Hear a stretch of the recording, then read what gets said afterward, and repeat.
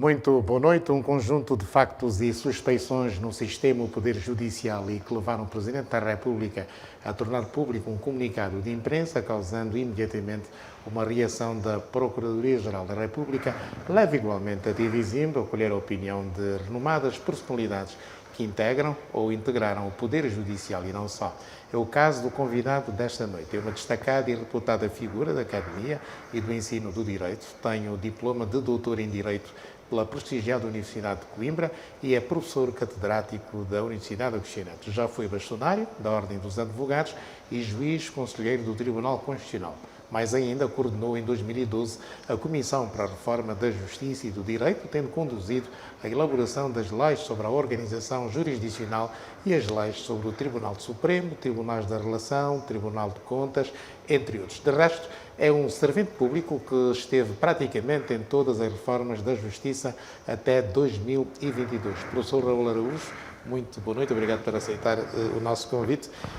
Como disse, o senhor coordenou a Comissão da Reforma da Justiça e do Direito em 2012.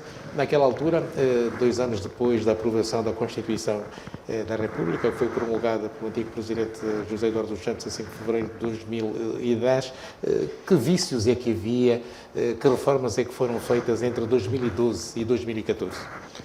Muito boa noite, Amílcar Xavier. Obrigado pelo convite.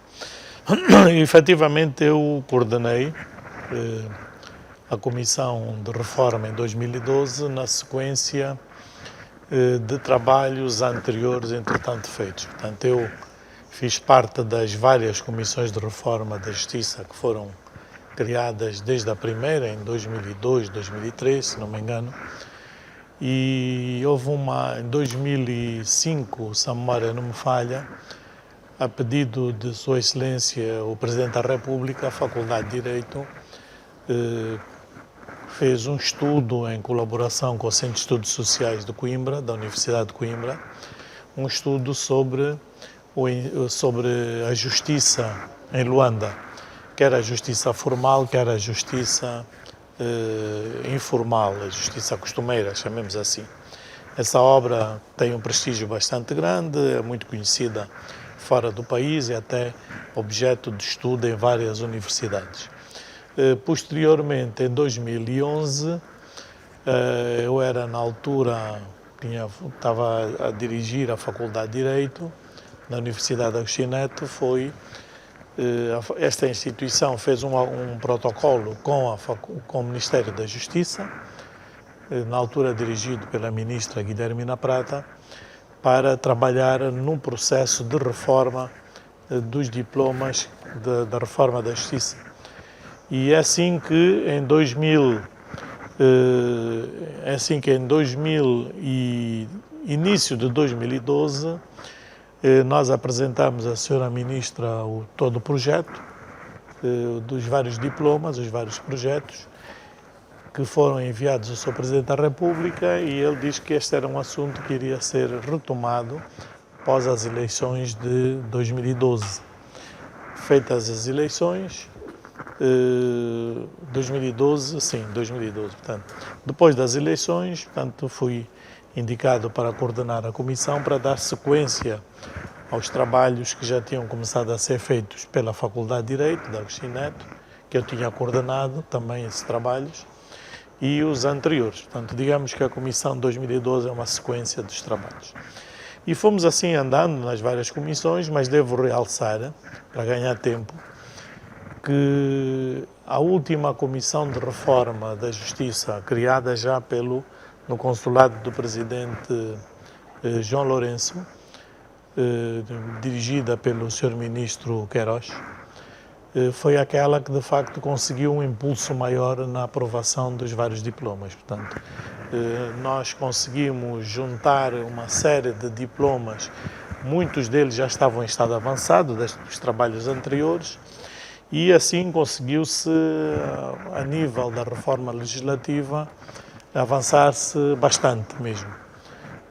Depois podemos falar sobre isso, e na altura nós tínhamos apontamos a Comissão de Reforma da Justiça apontou o seguinte cenário: portanto, para fazer uma verdadeira reforma da Justiça, nós tínhamos que trabalhar em 4 vertentes.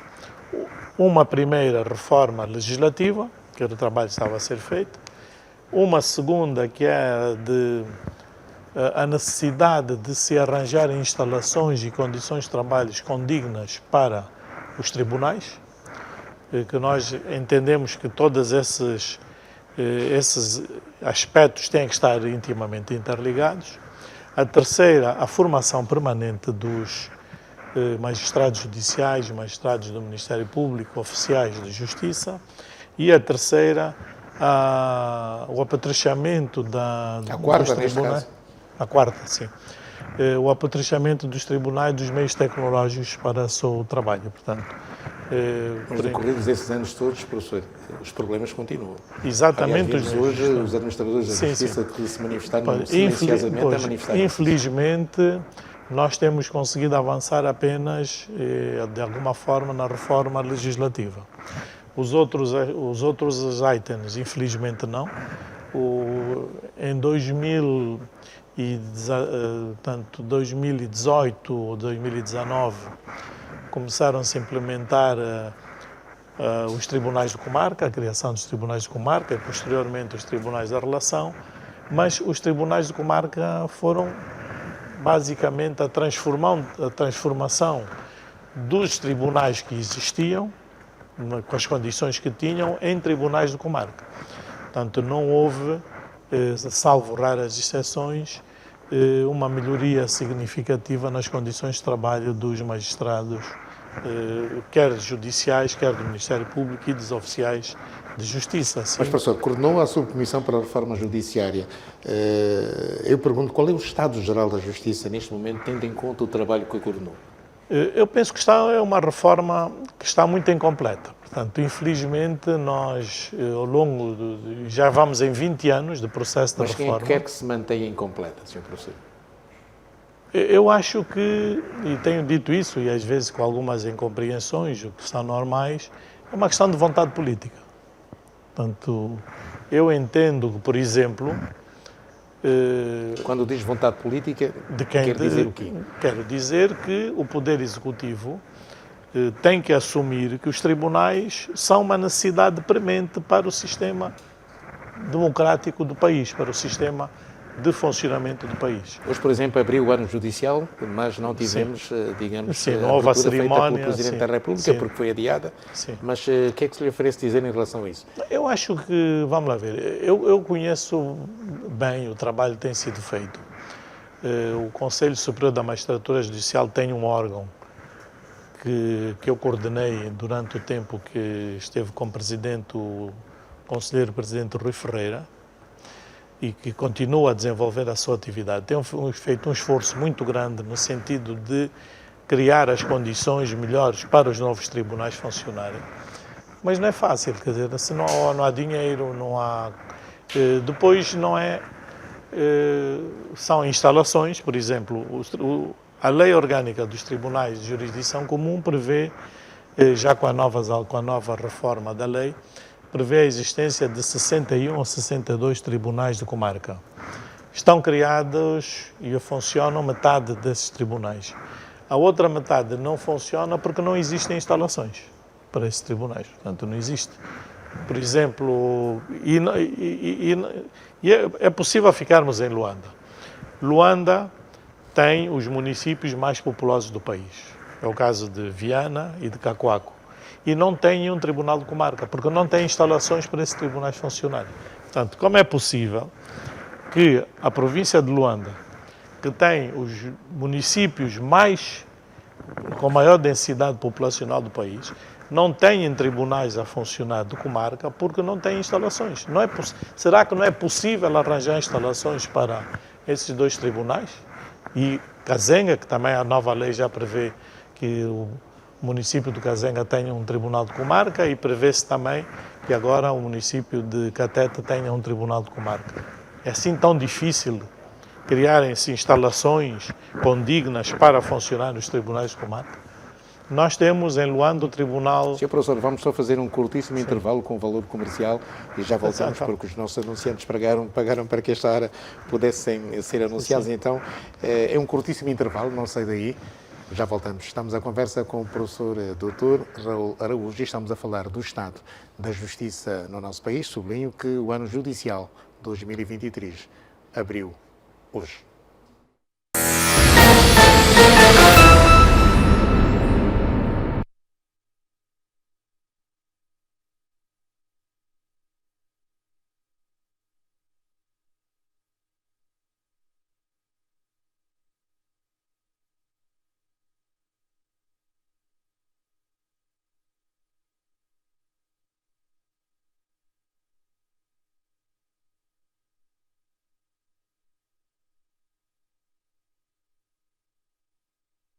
Doutor Raul Araújo, antigo bastonário da Ordem dos Advogados, é professor doutor, especialista em Direito Constitucional, professor catedrático da Universidade Agostinho. Depois, bem, professor, voltemos à nossa conversa sobre o estado da justiça em Angola. Perguntava-lhe hoje quais são os grandes problemas, e estávamos aqui a falar fundamentalmente dos constrangimentos que há na província de Luanda, onde há maior densidade populacional, e o professor sublinhava que faltam tribunais.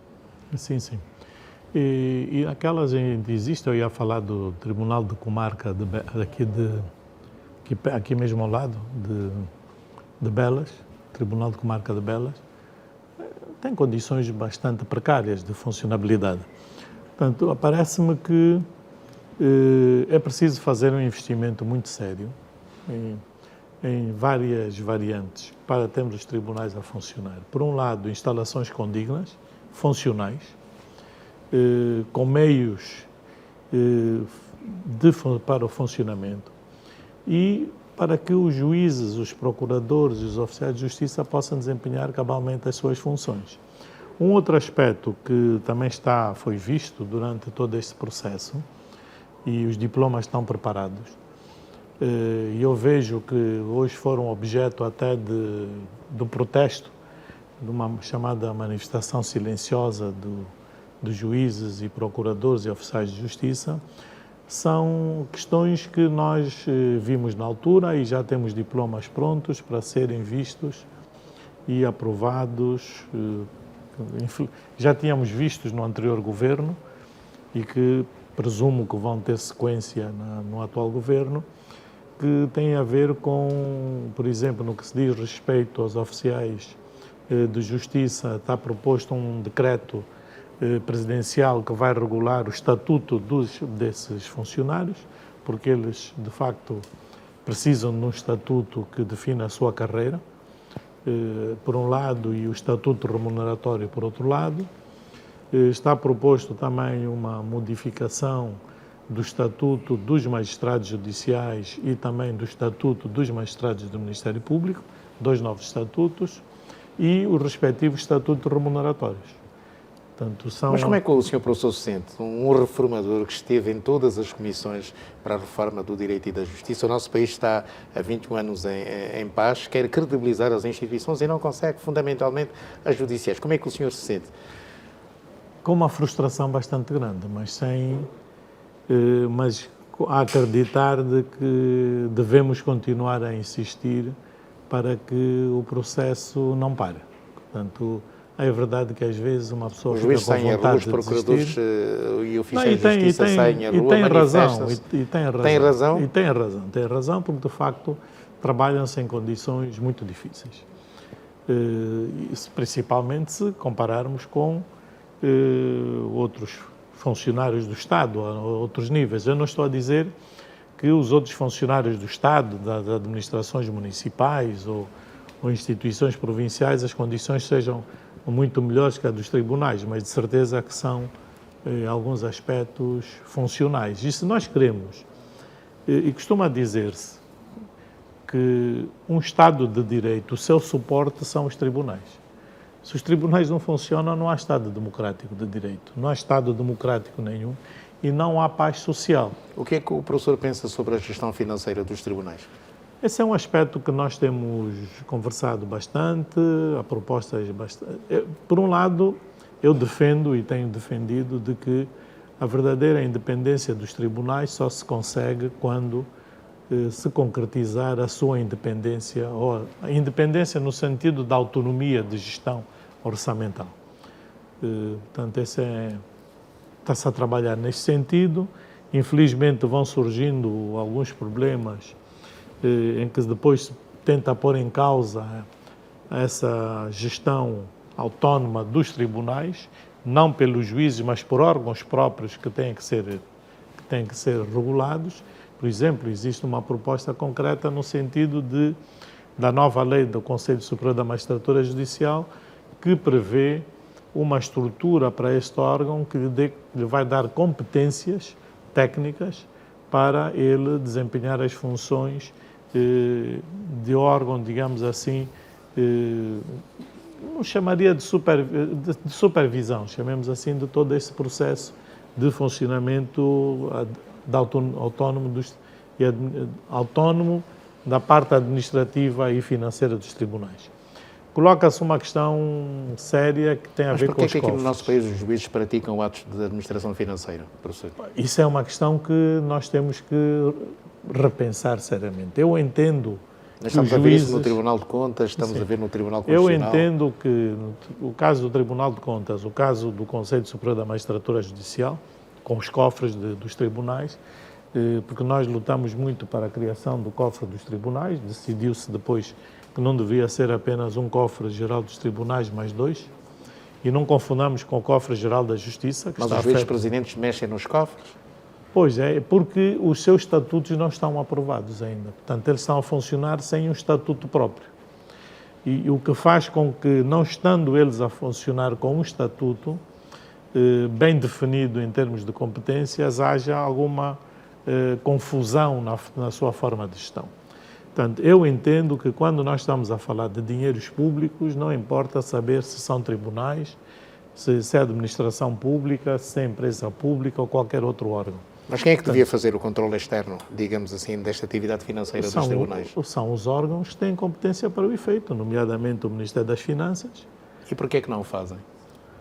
Exatamente porque, por um lado, não está definido o estatuto desses órgãos. Portanto, nem o Tribunal de Contas tem um cofre. E esta responsabilidade é do Poder Executivo? O Poder Executivo tem que aprovar, ou o Poder Executivo ou, em última instância, a Assembleia Nacional. Mas tem que haver uma lei, um diploma que crie o cofre do Tribunal Privativo do Tribunal de Contas e uma lei que crie o cofre dos tribunais. Mas pela qualidade da sua serventia, Sr. Professor, e estando na reforma, digamos, do Poder Judicial e não só, não tem acesso ao Presidente da República para expor diretamente essas questões? Não, vamos lá ver. As comissões de reforma da Justiça têm um coordenador, que é o Ministro da Justiça. Portanto, quem faz a ligação com o titular do Poder Executivo é o Ministro da Justiça. Nós manifestamos as nossas preocupações e depois fizemos os relatórios e depois o Ministro é que sabe de que forma vai fazer chegar essas preocupações. Será que o titular não leva convenientemente essas questões que são elaboradas pela Comissão? Eu presumo que o faça, mas não sei. Ainda por cima, o titular anterior já não está na função, até nem sequer é eticamente correto estar aqui a fazer presunções de que fez ou não fez, não é? Mas não acha que deveria haver apenas um cofre, digamos, de justiça? Eu penso que sim, eu penso que deveria haver um cofre. São situações diferentes, o cofre na altura o Tribunal de Contas apresentou os seus argumentos, os tribunais de jurisdição comum apresentaram os seus argumentos e acabamos, esse foi um assunto que até foi discutido, não de forma muito aprofundada, a nível da Assembleia Nacional, na Comissão de Especialidade, quando se estavam a discutir os diplomas ligados à aprovação dos diplomas ligados aos tribunais de jurisdição comum. E, portanto, é uma questão que ainda está em aberto, se será um cofre único ou 2 cofres, mas o que importa para mim é 1 ou 2, a preferência para mim é um cofre, mas que fique muito claro quem pode mexer no dinheiro, quais são as competências, quais são as regras do funcionamento do cofre e as regras orçamentais que são de cumprimento obrigatório. Como disse, independentemente de estarmos a falar dos tribunais, da administração pública, das empresas públicas, é dinheiro público, as regras são as mesmas, têm que ser as mesmas para toda a gente. O professor, aliás, é professor catedrático da Universidade de Agostinho Neto, regeu uma cadeira que versava sobre as responsabilidades dos titulares de cargos sim, responsabilidade política. Exatamente. Mas parece que ninguém aprende, ninguém quer. Não são meus alunos. Porque é muito fácil mexer no erário. Sim. Portanto, naturalmente que é apetecível, né? Porque ainda hoje eu falava com o professor Zé Otávio, que é o nosso sociólogo, mestre na Faculdade de Direito Agostinho Neto, e comentava que uma questão que eu levantei na minha tese de doutoramento em 2009, que me continua a chamar a atenção, é um conceito de sociologia da chamada desconstrução do Estado, em que as pessoas, em muitas sociedades, olham para o Estado não como uma entidade própria, necessária para a sociedade, mas uma entidade que deve ser utilizada para benefício seu e das suas famílias. Portanto, nós ainda estamos um bocado nessa fase, digamos, em que cada um, quando chega a uma função pública, acha que agora é a minha vez de aproveitar ao máximo. Portanto, é uma questão, talvez, daqui a um... Por exemplo, esses atos alegadamente praticados pelo Presidente do Tribunal Supremo, qual é o seu comentário? Muito se diz nas redes sociais, mas quem aprova aquelas despesas, digamos, como, porquê, quais as razões? Independentemente da VECOFRE, a lei orgânica do Tribunal de Contas e a lei orgânica, no caso do Tribunal Supremo, está clara. Portanto, hoje todos os tribunais têm as suas leis orgânicas e definem as regras. E todos eles têm uma regra que é a seguinte: portanto, todas as contas, apesar de há um secretário-geral que tem funções, prestam contas ao Presidente e o Presidente tem que prestar contas desses dinheiros ao plenário. Portanto, o plenário dos tribunais é o órgão que aprova as contas, que aprova todo um conjunto de atos ligados à gestão financeira dos tribunais. Infelizmente, muitas das vezes essa prática não se verifica. E entende-se que quem está à frente da função, não vou dizer que é o caso, não quero, porque eu não conheço. E seria errado estar a tirar ilações. Mas muitas das vezes entende-se, acha-se que quem é o Presidente pode praticar todos os atos. Ou seja, há um transpor, às vezes, no caso dos tribunais, a ideia de que é um Presidente da República naquele tribunal. Ou seja, eu sou o titular do Poder Executivo, o nosso Poder Executivo, o nosso TPE, como é dito, tem muitas funções, portanto, eu, na minha função, tenho os poderes que tem o Presidente. Estou acima de todos. Os tribunais têm um funcionamento diferente. Nosso entendimento, completamente seguindo distinto. regras universalmente aceitas, deveria ser aprovada pelo plenário e não Sim. pelo titular do tribunal. O Presidente dos tribunais tem função meramente administrativa. Portanto, exatamente. E a sua função e de coordenação do tribunal. Portanto, ele tem função jurisdicional quando está a dirigir as sessões do plenário, né? Portanto, quem toma as decisões a esse nível é o plenário. É o plenário que aprova o orçamento? É o plenário que aprova o orçamento e deveria ser assim. E as outras despesas do tribunal, neste caso, também aprovadas pelo plenário? Sim. Isso é o que está na lei. Mas ninguém cumpre. Em relação ao concurso de ingresso para o Tribunal Supremo, qual é o seu comentário, Sr. Professor? Fala-se que é necessário aumentar o número de juízes. Concorda também? Não, eu sobre essa questão até fiz um documento público, né, que pus a circular nas redes sociais, muito a contragosto, que não é o meu género de Não fez chegar ao titular do Poder Executivo?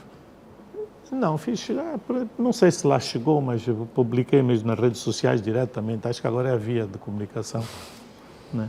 Porque se fizesse chegar pelas vias oficiais, talvez não tivesse sido de conhecimento. Chegaria? Não sei, tenho dúvidas se chegaria ou não. Eu acho que esse concurso violou completamente a lei. Portanto, comecemos por aí.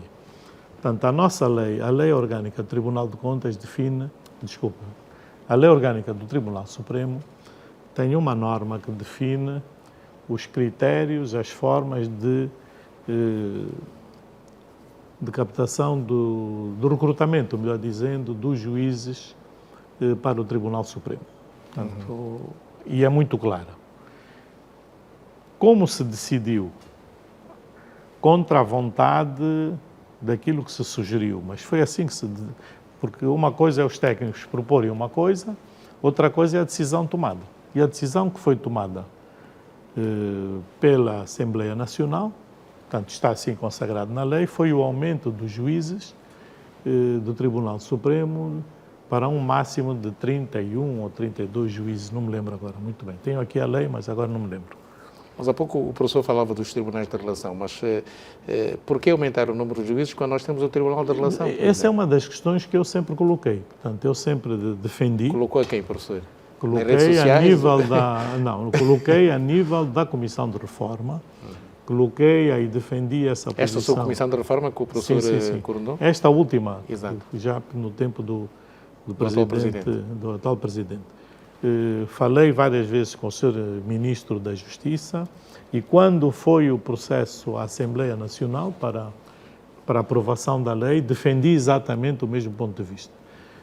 Mas decidiu-se, mesmo a nível da Assembleia Nacional, que se deveria aumentar o número dos juízes. Portanto, eu entendia e entendo que se deveria dar tempo aos tribunais da relação para funcionarem. Portanto, a lei prevê 5 regiões judiciais, com 5 tribunais da relação, existem 3 tribunais da relação, devemos dar as condições de trabalho para esses tribunais funcionarem e eu, sinceramente, nunca percebi bem o porquê do aumento tão grande de juízes dos tribunais para o Tribunal Supremo. A justificação foi vária, de que havia muitos processos, mas eu também defendia que os muitos processos que existem vão se resolver porque, a partir do momento em que se criaram os tribunais da relação, o Tribunal Supremo deixou de receber processos novos, de recurso. Portanto, em concreto, foi feito um concurso e concorreram juízes de direito. O senhor assinou um abaixo-assinado não concordante.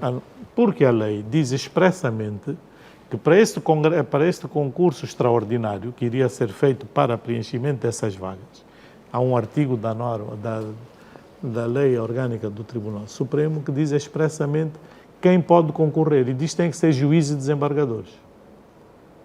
Portanto, se me permite... Então, Sr. Professor, este concurso está aivado de vícios. Muitos. Muitos vícios? Muitos vícios, infelizmente. Portanto, diz aqui Deixa-me ver rapidamente...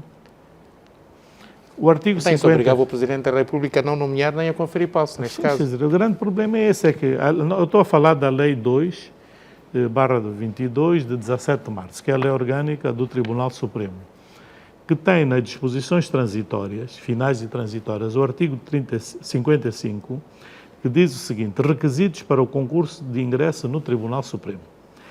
E começa, número 1. Em caso de abertura do concurso para o preenchimento de vagas no Tribunal Supremo, no decurso dos primeiros 5 anos, a contar da data de posse dos primeiros juízes desembargadores dos Tribunais da Relação de Luanda, Benguela e da Huila, excepcionalmente, podem concorrer para juízes conselheiros, os juízes desembargadores, o Procurador-Geral da República, o Vice-Procurador-Geral da República, os Procuradores-Gerais Adjuntos da República, os magistrados do Ministério Público que exerçam funções nos tribunais da relação ou para o qual tenham sido nomeados, os advogados e professores catedráticos e associados da Faculdade de Direito. Expressamente na lei. Para espanto meu, o Conselho Superior da Magistratura diz que esta é uma lei inconstitucional, portanto, deviam alterar-se as regras e altera, a seu belo prazer, as regras e regressa às regras antigas, juízes que tenham mais de 15 anos de funcionamento. Ora, volto a perguntar ao Sr. Professor. Este concurso está aivado de vícios. Sim, do ponto de vista constitucional, digamos, estamos perante uma violação do princípio da legalidade. Primeira questão.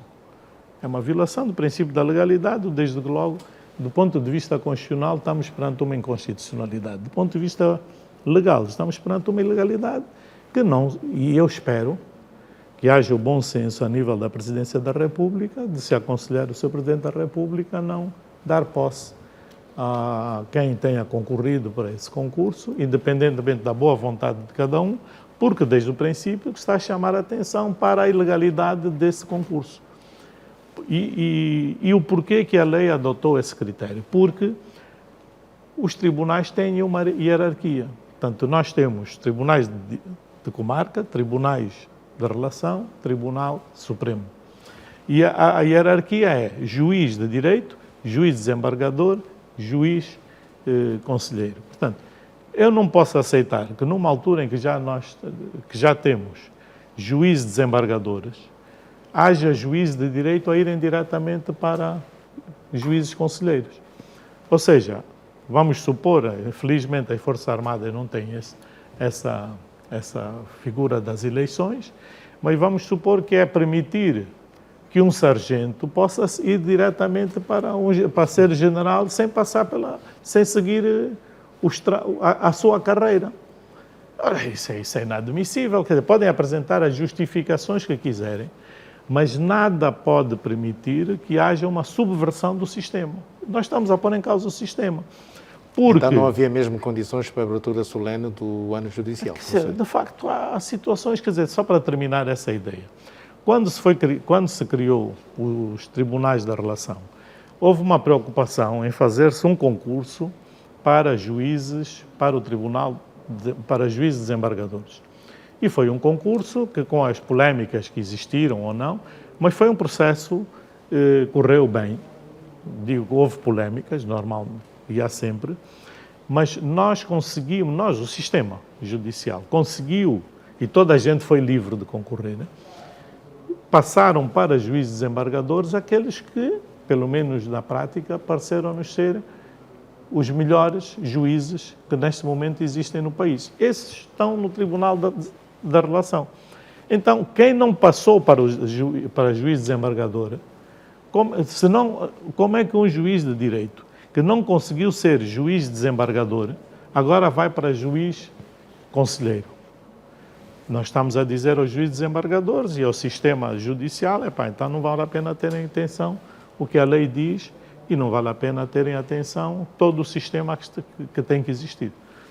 Portanto, infelizmente, é a situação que nós temos, que eu espero que seja ratificada o mais urgente possível, quanto mais não seja com essa entrevista que se chame novamente a atenção para a ilegalidade séria deste processo.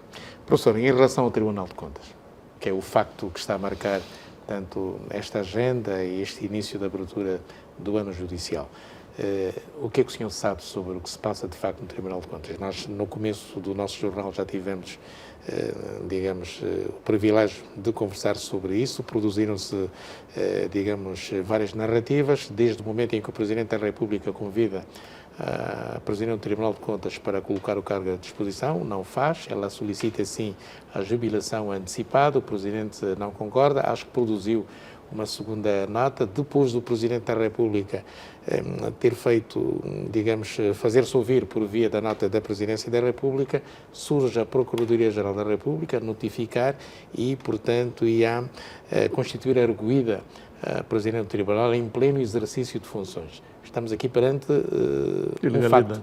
ilegalidades, sim, por um lado. Mas sim, vamos então primeiro às ilegalidades. Porquê é que é ilegal? É só para reiterar, sim, né? Porque sim, o senhor doutor já tinha sublinhado isso mesmo. Já tinha dito isso. Primeiro porque, vamos lá ver, o nosso sistema político, a nossa Constituição, melhor dizendo, define bem quais são os órgãos de soberania. E quando define os órgãos de soberania, nós temos os órgãos de soberania com funções políticas e os que não têm funções políticas.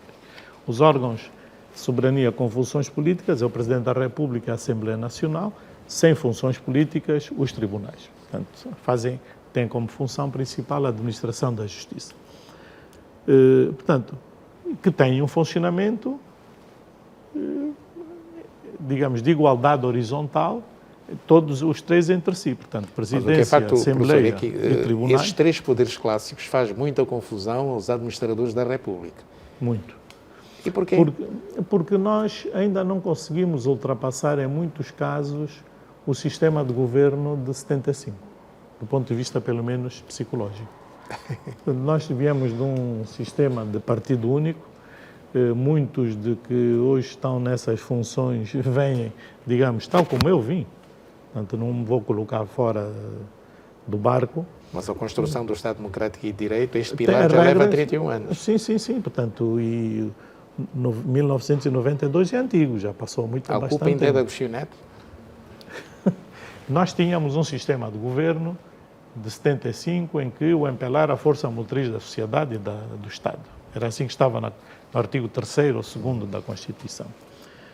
Mas isso em 1992 ficou ultrapassado. Portanto, definiu-se um Estado democrático de direito, com as suas regras próprias de um Estado democrático de direito, e a Constituição de 2010 veio reafirmar e aprofundar esses critérios. Mas, entendo eu, é que do ponto de vista psicológico continuamos a funcionar da mesma maneira. Portanto, não houve essa mudança, digamos, de consciência. É um problema de mentalidade. Eu acho que sim.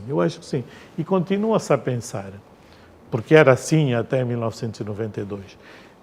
Se o Amílcar Xavier se lembrar, até 1992, a aprovação da Constituição de 1992, o Presidente da República era Presidente da República, chefe de Estado, portanto, chefe do Governo, chefe da Assembleia Nacional, Assembleia do Povo. Da Assembleia do Povo, e os tribunais prestavam contas à Assembleia do Povo, a Assembleia do Povo estava subordinada ao Presidente. Esse era o critério que nós tínhamos.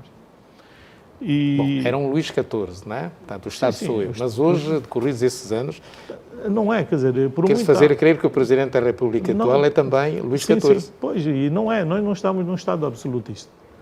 E eu fiquei extremamente triste. Como é que em 2023 se vem dizer, infelizmente, que o Presidente convidou a sair porque a Presidente não goza da sua confiança, ou não há condições para ela continuar.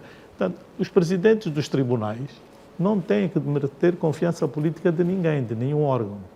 Portanto, não tem que ter confiança do Presidente da República, não tem que merecer confiança do Governo, nem do Parlamento. Eles estão ali para exercer a sua função judicial. Então, professor, por que é que chega a este estado de coisas? Quem é que esticou a corda? Não sei, portanto, eu às vezes pergunto-me o que é que vai acontecer. O Presidente da República faz ouvir por via de uma nota sublinhando que a Presidenta não tem condições de continuar. Um dia depois do Presidente se pronunciar por via desta nota, a PGR diz que a Presidente do Tribunal, ou no mesmo dia, perdão, é constituída arguida. Sim, de facto há aqui uma confusão. Quando está em pleno exercício de funções. Sim. Portanto, há aqui uma confusão muito grande de Mas quem é que fez confusão? Quem fez confusão são os órgãos que praticaram esses atos. Portanto, eu acredito, podem-me dizer, mas o Presidente, enquanto alto magistrado da nação, pode ter preocupações com tudo o que está a passar, as várias acusações que são feitas, etc. Uma outra questão que eu não podia deixar de me referir aqui é o seguinte: hoje está a ser uma prática na sociedade angolana de assassinatos políticos via redes sociais e via de alguns jornais online. Portanto, decide-se que aquela pessoa deve ser afastada, criam-se uma série de notícias que os brasileiros chamam fake news. As pessoas são massacradas com uma série de notícias, com acusações, umas falsas, outras não falsas, e cria-se, quer dizer, condena-se, acusa-se e condena-se. E já se toma a decisão de que aquela pessoa tem que sair. Portanto, isso que está a acontecer com o Presidente do Supremo e com a Presidente do Tribunal de Contas? Eu acho que começou com o Presidente Rui Ferreira. Depois continuou com o Presidente Manuel Aragão. Agora temos a Presidente do Tribunal de Contas, temos o Presidente do Tribunal Supremo. Portanto, se existem acusações mas quem é que está interessado, professor, nessa desarrumação, se quisermos, não sei, mas eu sei é que quem está a fazer isso está a fazer um péssimo serviço ao país. Eu acho que os jornalistas que estão a fazer esse tipo de trabalho, eu não quero falar de nomes, devem fazer os seus trabalhos de investigação, devem, sim senhora, fazer as denúncias, mas não podem querer ser eles, por um lado, a ser os juízes. Mas o Presidente da República, professor, assumiu um risco quando sublinha no comunicado que, na defesa dos mais altos interesses do Estado e apoio rigoroso à ponderação, convidou a Presidente do Tribunal de Contas a colocar o lugar à disposição. Como disse, eu não sei exatamente... Por alguma razão o Presidente quais as razões, eu não sei quais são. Portanto, devem ter sido graves para o Presidente ter dito isso. Não sei quais são, Mas, enquanto pessoa externa, eu vejo o que se passa em termos legais e em termos constitucionais. Portanto, e acho que devia haver cuidado em fazer esse tipo de tratamento, pelo menos informativo. Mas a PGR, professor, abriu um processo de inquérito. Sim, mas eu acho que primeiro... dos factos alegadamente ocorridos no TC, Tribunal de Contas, mas no mesmo comunicado de imprensa, a PGR informa que, fim do referido inquérito e em função dos factos apurados, foi aberto um processo de crime por crimes de peculato, extorsão e corrupção, em cuja instrução preparatória foi constituída arguida. Enquanto jurista, chama-me a atenção porque a PGR só naquele dia é que fez sair um comunicado. Se fez o inquérito ou não, não sei. E após a comunicação da Presidência da República. E após a comunicação da República. Portanto, enquanto órgão da Administração da Justiça, não tem que estar, digamos, com impulsos políticos para fazer as coisas. Isso compromete o Presidente da República, de algum modo? Compromete o Presidente, por um lado, porque já o Presidente da República já é acusado de estar a fazer muitas interferências no funcionamento dos tribunais. Aliás, sabemos que é uma das grandes críticas que se faz hoje ao nosso Presidente da República. E qual é o seu comentário sobre isso? Qual é a sua opinião? Eu acho que, pronto, não sei se tem feito essa interferência direta ou não, espero que não tenha feito, mas infelizmente esse tipo de comunicados vêm dizer às pessoas de fora, estamos a ver que afinal ele está a interferir mesmo. Portanto, há outras formas de resolver os problemas. Mas o Presidente hoje, respondendo à RFI, disse que não havia crise institucional. Sim, isso não é crise institucional, mas cria um problema sério no funcionamento, na independência dos tribunais. Isso, sinceramente, acho que sim. Eu acho que nós temos que tomar decisões sérias se nós queremos resolver e não vamos, o tempo deve estar a terminar. Mas, professor, mas acha que Isalgina Gamboa desafiou o Presidente da República? Como disse, não conheço o processo por dentro. Conhecendo a pessoa como eu conheço pessoalmente, não a conheço como pessoa capaz de fazer essa afronta direta ao Presidente, mas isso é uma... Não falei com a doutora Isalgina, portanto não sei qual é a motivação, mas acho que... Mas o Presidente da República nomeia os titulares dos Tribunais Superiores depois de ouvir o Conselho Superior da Magistratura Judicial. Não é depois de ouvir. Mas aí é que é uma confusão. O Presidente da República nomeia os juízes dos Tribunais Superiores e, nomeadamente, os seus presidentes, numa função que não é discricionária do Presidente. Portanto, é uma função que nós, em direito constitucional, chamamos de função que é exercida em colaboração com outros órgãos. Quem escolhe os juízes para os tribunais é o Conselho Superior da Magistratura, no caso da Magistratura Comum e no caso do Tribunal de Contas, através do concurso público. O Tribunal Constitucional funciona de uma outra forma, com uma forma de designação distinta. E esses tribunais, e esse órgão, Conselho Superior da Magistratura, depois de fazer o concurso, envia ao Presidente os nomes e o Presidente nomeia essas pessoas. Não pode nomear pessoas fora dessa lista enviada pelo Conselho Superior da Magistratura Judicial, por um lado.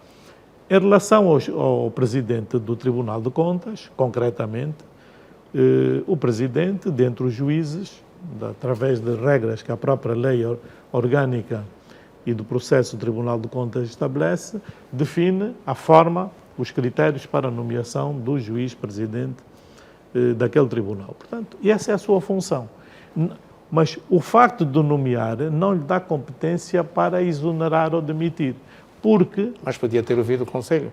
Não, nem sequer ouvindo o Conselho, não tem competência para o efeito. Não, pode explotar um processo, digamos, sim, para que desse caminho à exoneração de Isalgina Gamboa. O único órgão que tem competência para demitir um juiz é o Conselho Superior da Magistratura Judicial, mais nenhum órgão. É isso mesmo, talvez eu não esteja assim devidamente entendido.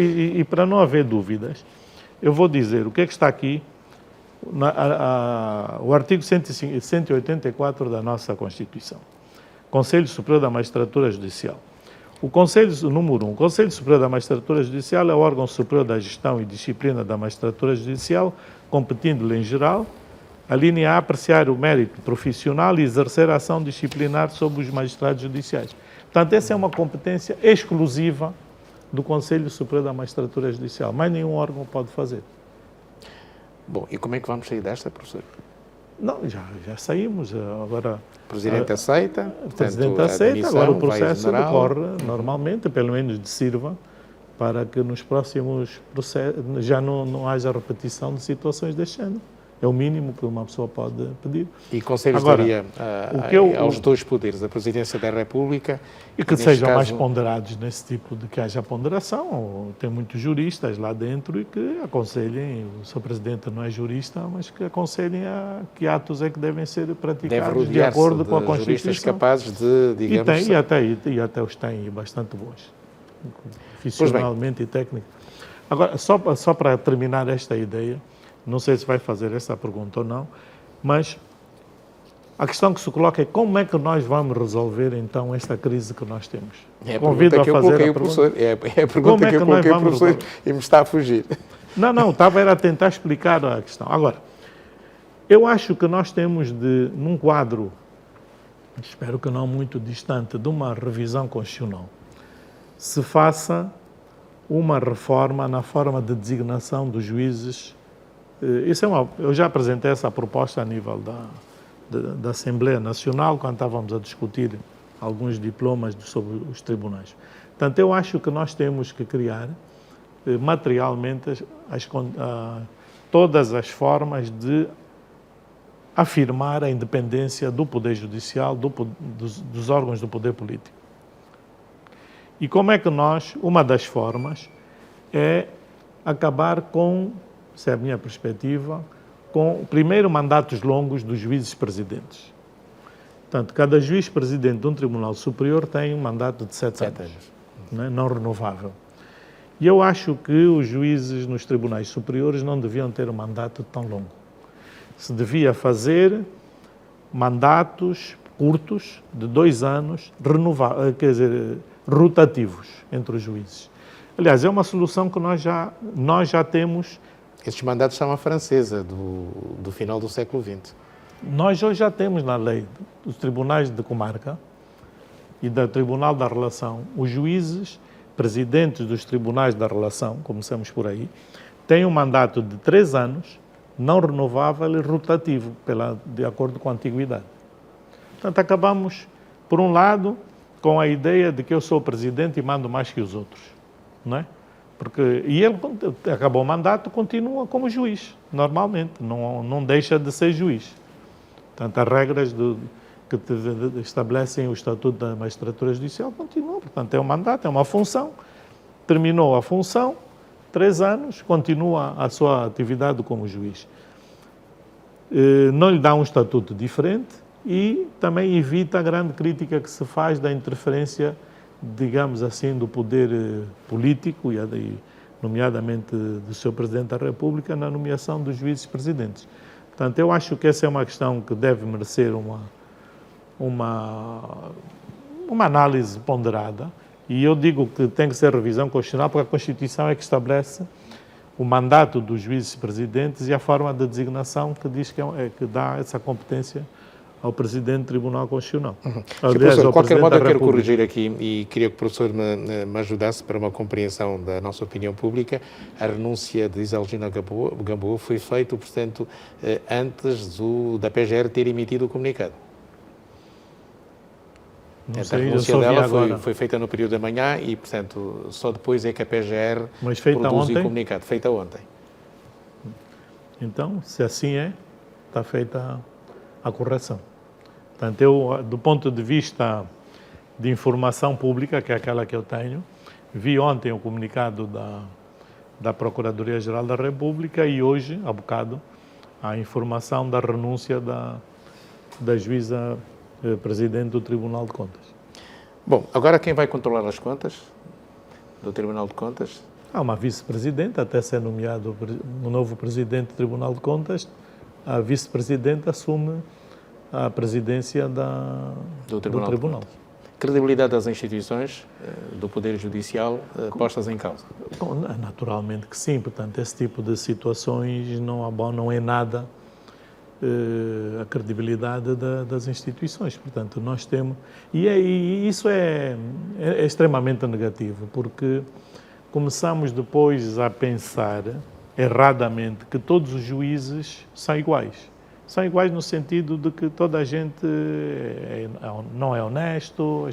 Quando nós temos pessoas que se dedicam à magistratura, quer judicial, quer do Ministério Público, e aqui não quero separar, de forma muito séria, muito profissional, e têm dedicado toda a sua vida àquele trabalho. Portanto, eu, no caso dos magistrados, conheço muitos, e a maior parte deles naturalmente não os conheço, quer magistrados, tanto juízes de direito, juízes desembargadores, juízes conselheiros, pessoas sérias, pessoas honestas, e que depois acabam por ver os seus nomes misturados nessa, chamemos assim, nessa confusão. Nada abonatória por causa, repito, de toda a campanha externa que é feita relativamente aos tribunais. Eu lembro-me de que há bastante tempo, ano passado, eu disse que me preocupava bastante a politização que estavam a querer fazer do Poder Judicial, e eu acho que, de facto, um dos grandes problemas que nós hoje temos é a grande pressão política sobre os tribunais, sobre o Tribunal Constitucional, sobre os tribunais de jurisdição comum e agora sobre o Tribunal de Contas. Não nos esqueçamos que o Tribunal de Contas é um órgão fundamental para o funcionamento do Estado em Angola. Portanto, é este órgão que faz a fiscalização das contas do Estado e, portanto, não se pode pôr e faz parte de instituições internacionais e que estão a ver com bastante apreensão o que está a passar no Tribunal de Contas em Angola, naturalmente. E não se pode pôr em causa a credibilidade de um órgão desta natureza, porque, por exemplo, as grandes contas... Os põe em causa a estratégia do próprio Estado, do próprio Executivo? Os grandes contratos do país, os grandes contratos do país só podem ser feitos, contratos públicos, só podem ser feitos mediante o acordo, digamos assim, o visto bom do Tribunal de Contas. Se põe em causa todo esse aspecto do Tribunal de Contas, eu fico preocupado até com a independência dos juízes, como é que os juízes hoje do Tribunal de Contas devem estar a sentir. Não queria estar na posição daqueles colegas que devem estar numa situação, digamos, não muito agradável, não é? O professor falou um pouco em politização da justiça, mas fala-se mais em judicialização da política. Pois, quer dizer, eu quando falo na politização da justiça, e a politização da justiça é exatamente o querer utilizar os tribunais com objetivos políticos. Portanto, é esse aspecto que eu me refiro. Portanto, há uma pressão muito grande relativamente aos tribunais, em relação ao Tribunal Constitucional em épocas eleitorais, em relação ao Tribunal de Contas por razões várias, que têm a ver naturalmente eventualmente com o tipo de trabalhos. Quem controla as contas do Estado é o Tribunal de Contas. Portanto, e é o Tribunal de Contas que vai, no fundo, fazer a fiscalização de todas as contas públicas do país, desde o Executivo, os próprios tribunais têm que prestar contas ao Tribunal de Contas, a Assembleia Nacional tem que prestar contas ao Tribunal de Contas, portanto, e pergunta-se quem é que controla o controlador. Há regras próprias e o próprio Tribunal de Contas também está sujeito a regras também que estão definidas na lei de fiscalização dos seus atos. E havendo dúvidas, os órgãos competentes que acionem os mecanismos competentes para tirar as dúvidas e fazerem as inspeções e fiscalizações que devem fazer. Porque, como disse e repito, quando falamos em dinheiros públicos, tem que haver sempre sistemas de controle. Como dizia lembro-me sempre do falecido Dr. Carlos Di Lolo, que ele dizia sempre, devemos ser como os alemães. A confiança é boa, mas o controle é melhor. Foi lá onde ele estudou? Portanto, a confiança... Mas disse isso quando era Ministro do Planeamento? Ou já depois? Eu trabalhei diretamente com ele no MPLA, na altura, em 75, mais ou menos, 76, e ele dizia-nos sempre isso. Portanto, é preciso criar mecanismos de fiscalização, de controle e de acompanhamento. Podemos confiar muito nas pessoas, mas ninguém é perfeito. Portanto, e assim é. E quando estamos a falar de dinheiros públicos, naturalmente que, seja quem for, estamos a falar de dinheiros que são do Estado, são de todos nós. Portanto, ninguém pode estar numa posição de não prestação de contas, seja que órgão for. Professor Raul Araújo, obrigado por ter vindo ao especial TV Zimbo deste 1º de março de 2023. Obrigado eu, sempre às ordens. Muito obrigado. Falamos assim sobre o estado da justiça em Angola. Hoje, 1º de março, dia de abertura do ano judicial 2023 em Angola. Falamos com uma voz autorizada do sistema judicial em Angola, o Dr. Carlos Raul Araújo. Muito boa noite, foi um prazer.